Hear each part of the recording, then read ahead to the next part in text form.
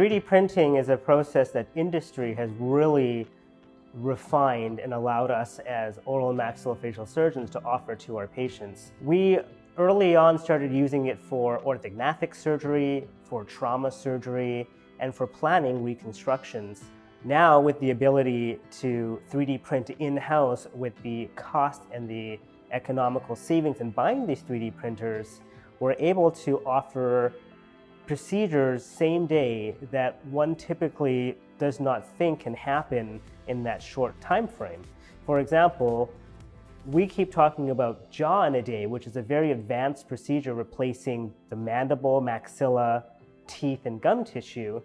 Whereas teeth in a day, we can simply remove someone's tooth, replace it with a dental implant, and put a crown or a prosthetic tooth on it, even as far as replacing the entire dental arch. So if someone comes in and wants to have both their upper and lower teeth replaced, we can do that all in one sitting.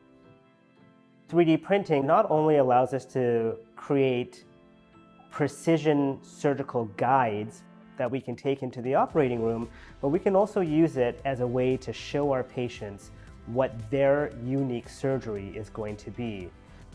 And now being able to print a patient's actual skull and showing them where we're going to be removing a tumor or what teeth we're going to be replacing or where we're putting a dental implant.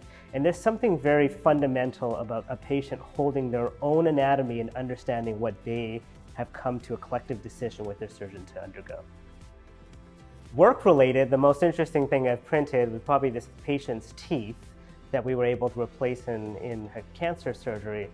Non-work related, and I shouldn't tell my boss, was a baby Yoda.